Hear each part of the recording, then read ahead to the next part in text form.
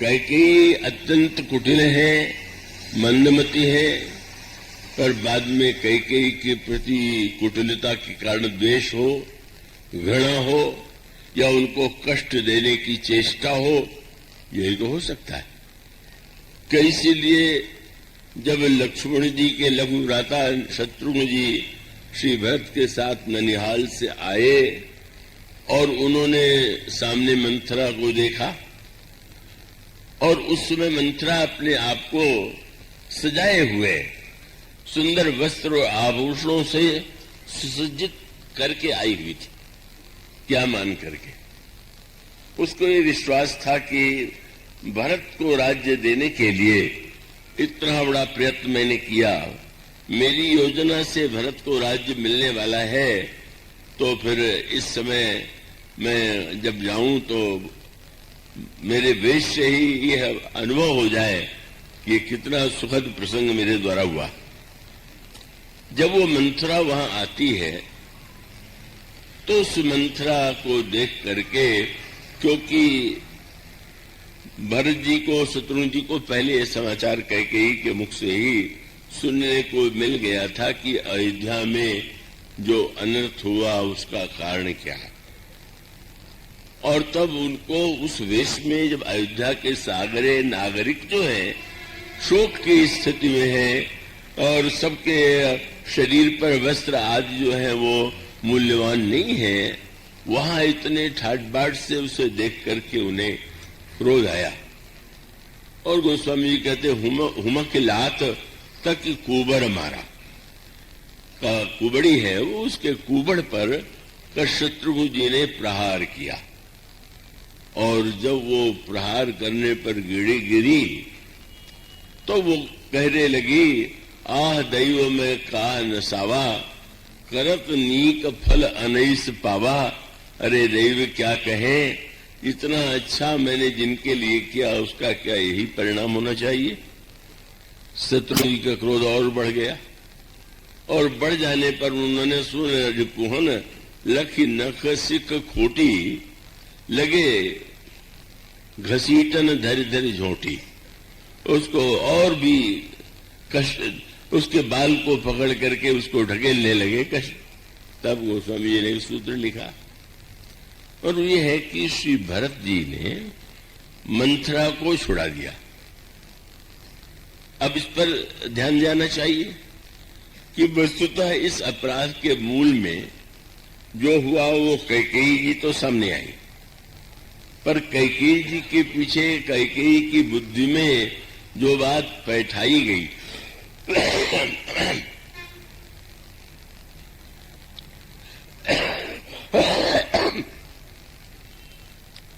और वह द्वारा बैठाई गई, तो ऐसी स्थिति में भगवान राम को यदि दुख दिया तो कैकेयी ने दिया और कैकेयी को दुख देने की प्रेरणा मंथरा ने दिया और मंथरा ने ठीक वही बात। अब पूरे प्रसंग को आप उस संदर्भ में देखें, उसने केवल एक ही बात को, जिसको मुसुंडी जी कहते हैं कि मैं और मोर तोरते माया, कैकेयी जी के हृदय में जिस भावना को उसने उकसा दिया वो क्या था। प्रारंभ में तो ऐसा लगा कि कैकेयी श्री राम के प्रति बड़े उदार है, क्योंकि राम राज्य के समाचार को सुनकर उन्होंने कहा कि तुम जो कुछ मांगो मैं दूंगी। लेकिन बाद में जो वार्तालाप हुआ उसकी व्याख्या की आवश्यकता नहीं है।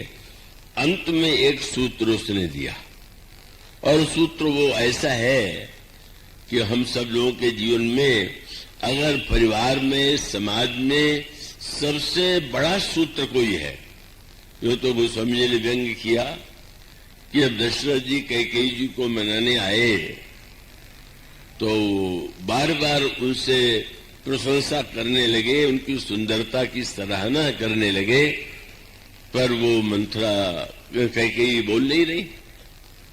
तो गोस्वामी जी से किसी ने पूछा कैकेयी जी बोल क्यों नहीं रही, तो गोस्वामी जी ने साहित्यिक व्यंग करते हुए कहा कि वस्तुतः महारानी कैकेयी ने दीक्षा ले लिया दीक्षा, वहां तो गुरु वशिष्ठ बोले नहीं, उन्होंने मंथरा से दीक्षा लिया और मंथरा से दीक्षा लेकर के कोटि कुटिलमणि गुरु पढ़ाई।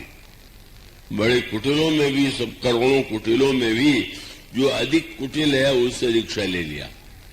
तो मानो दीक्षा देते हुए जैसे कह देते हैं गुरु लोग कि जब करते हुए मत बोलना, इसी प्रकार से मंथरा ने ही बता दिया था कि बोलना मत, तो इसीलिए चुप है।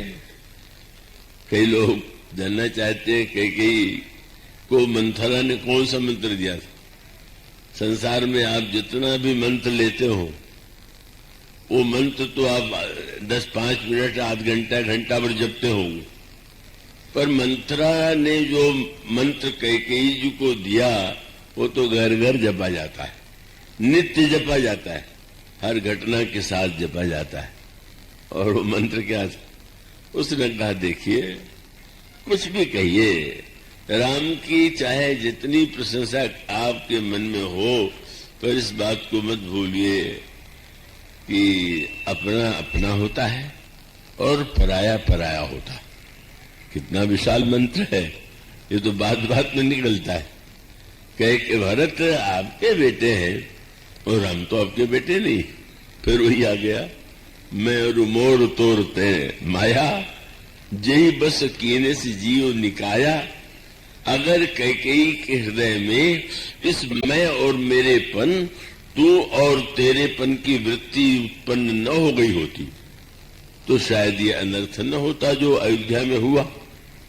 तो वहां पर मूल सूत्र वही है कि मेरा और तेरे का वो पाठ जो था वो मंत्रा के द्वारा बैठा दिया गया। और ऐसी स्थिति में सारे व्यवहार में जैसा होता है, जो कुछ हो रहा है, राम को राज्य मिल रहा है तो भरत को कारागार में डालने के लिए, राम राजा हो जाएंगे तो लक्ष्मण युवराज हो जाएंगे और तुमको बहुत एक ही काम दिया सकता है कि तुम कौशल्या की दासी बन करके रहो।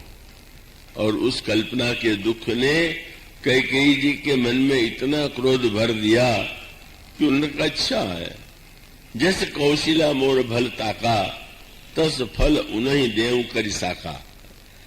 अच्छा, कैकेयी ने जो दुख मुझे देने की चेष्टा किया है, मैं सवाया करके बताऊंगी कि क्या होता है। दुख दूसरे को देने से वही घटना मंथरा कैकेयी का प्रसंग रामायण का ही प्रसंग नहीं है, वो तो घर घर का प्रत्येक व्यक्ति का प्रसंग है।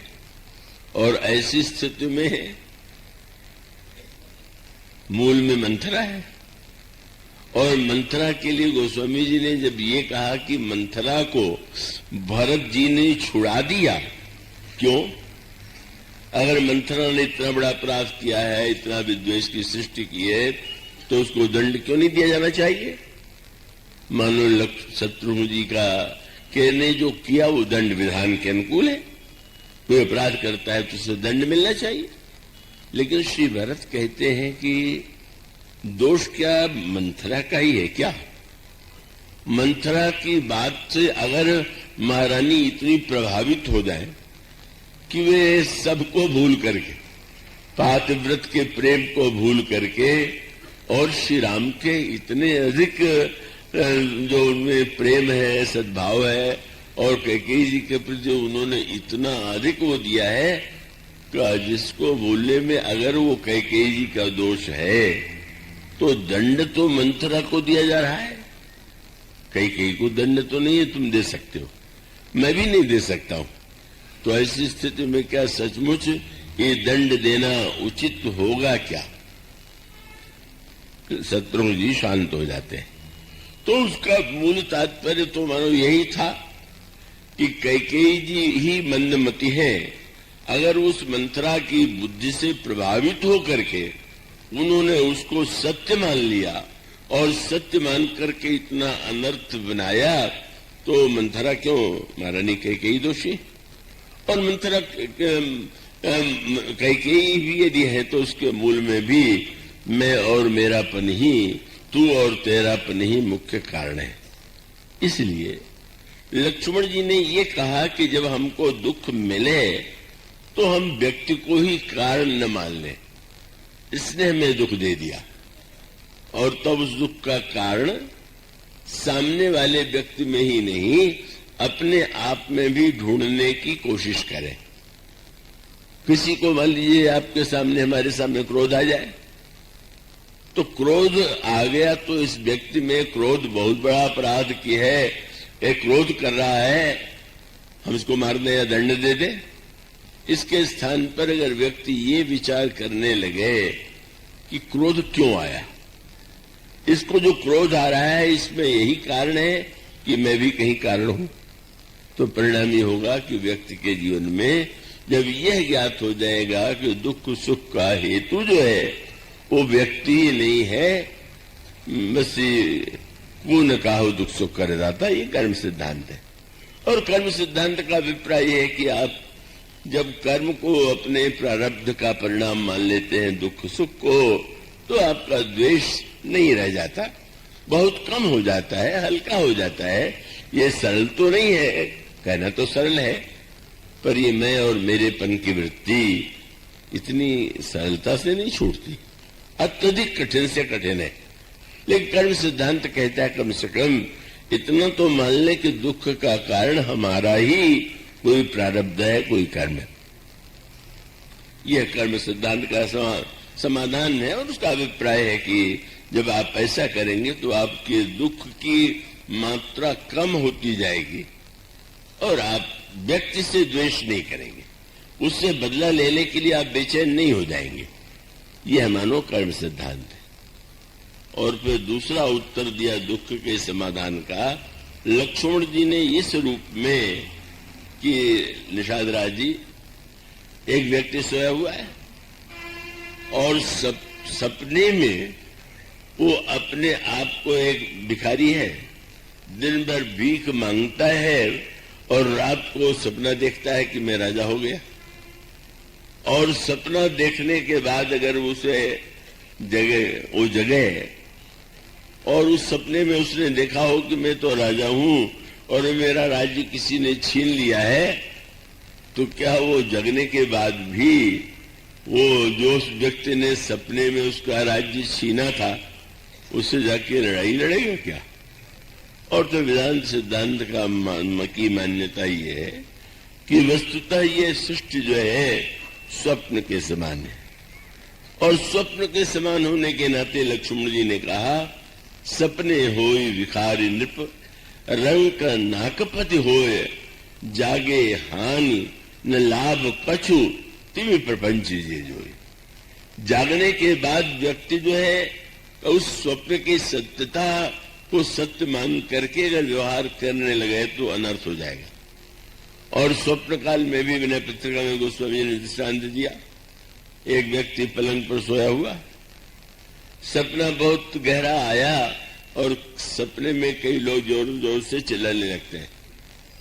वो चिल्लाने लगा, बड़ी बाढ़ आ गई है, नदी में मैं डूब रहा हूं, मुझे बचाओ। तुलसीदास जी पूछते हैं कि उसकी इस बात को सुन करके जो बगल में व्यक्ति जग रहा है, क्या वो नाव लेने के लिए चलाया जाएगा क्या कि डूब रहे हैं तो नाव लिया के इनको बचा लें?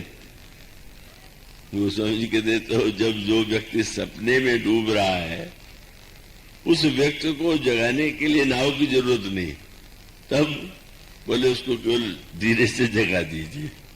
और यही गोस्वामी जी कहते हैं मेरे पत्रिका में, सुभग सेज सपने सोवत बारिधि बूढ़त भय लागे, कोटिहु नाव न पार पाव सोई जब लगे आप न जागे। एक नहीं करोड़ नाव ला दीजिए तो बचेगा नहीं, केवल जगा दीजिए बच जाएगा। इसलिए उन्होंने कहा संसार के मिथ्यात्व को जब हम समझ लेते हैं कि ये स्वप्नगत दिखाई देने वाली जो सृष्टि है वो यथार्थ नहीं है, घटनाएं यथार्थ नहीं है, और हम जब जग जाते हैं, और जगने की व्याख्या की गई, सोना और जागने को वो एक नया अर्थ दिया गया। गीता में भी संकेत शास्त्रों में कहा सोना और जागना क्या है, तो एक तो शरीर का सोना और जागना है। संयोग से अभी कोई सामने सज्जन सोते हुए नहीं दिखाई दे रहे। नया अनुभव है। हर वर्ष तो मैं किसी को देखता था, अभी कोई शायद वो सोने वाले पीछे कहीं बैठ गए होंगे कि देख न लिए जाए। पर सोना और जागने का एक तो शरीर का है, आप जग रहे हैं या सो रहे हैं। पर आपको गीता और रामायण में मिलेगा तो सोना माने बोले मोह निशा सब सोवर हारा, देखा ही सपन अनेक प्रकारा। जो मोहग्रस्त व्यक्ति है मानो वो मोह की रात्रि में सो रहा है, और उस मोहग्रस्त व्यक्ति के जीवन में जो कुछ हो रहा है वो नाना प्रकार के स्वप्न की प्रक्रिया और प्रतिक्रिया के अनुकूल है। इसलिए कि जैसे सोते हुए व्यक्ति को जगा देना यही इसको बचाने का उपाय है, इसी प्रकार से व्यक्ति को अगर ये ठीक ठीक ज्ञान हो जाए कि ये सृष्टि वास्तविक नहीं है, आज वो जो दिखाई दे रही है पहले नहीं थी, अब नहीं है, कल भी नहीं रहेगी, तो उसका परिणाम होगा कि व्यक्ति फिर जागने की परिभाषा की गई। सोना क्या बोले मोह निशा सब सोनिहारा, और देखा ही सपन अनेक प्रकार।